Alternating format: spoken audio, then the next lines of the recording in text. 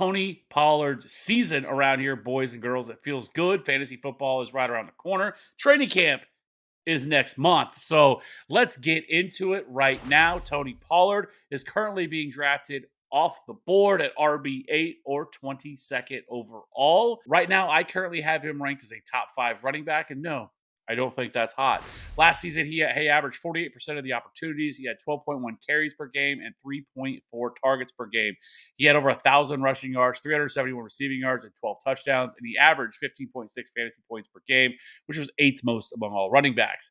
He was 4th in yards per route run. He was 4th in breakaway run rate, 8th in yards created per touch, and he also had a 5.4 yard per carry against stack fronts last year.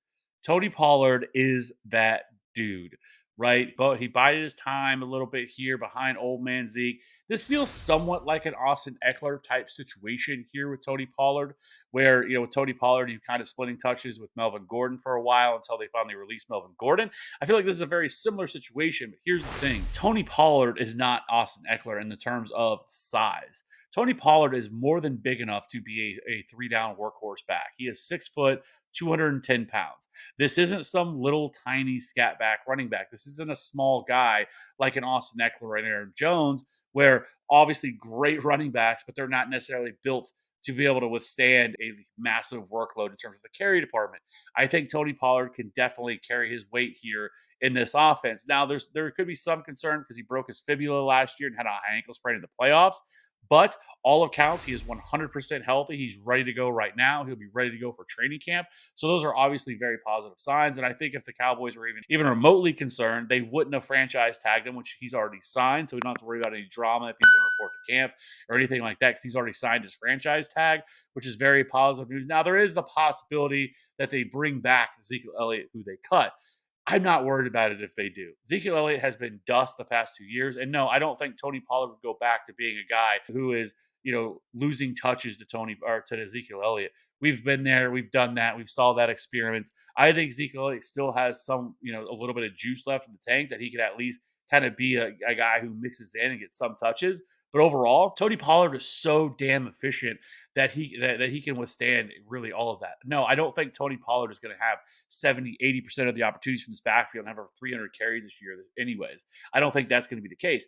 I think he can go from a guy who had 48% of the opportunities to being a guy who handles probably 65, maybe even 70% of the opportunities from this backfield. He is a great pass catcher out of the backfield. He's not just a guy, just a little dump off screens and stuff like that. He's a guy you can line up outside at wide receiver. He can do all of those things. And this offense still should be very good, maybe even better than it was last year, right?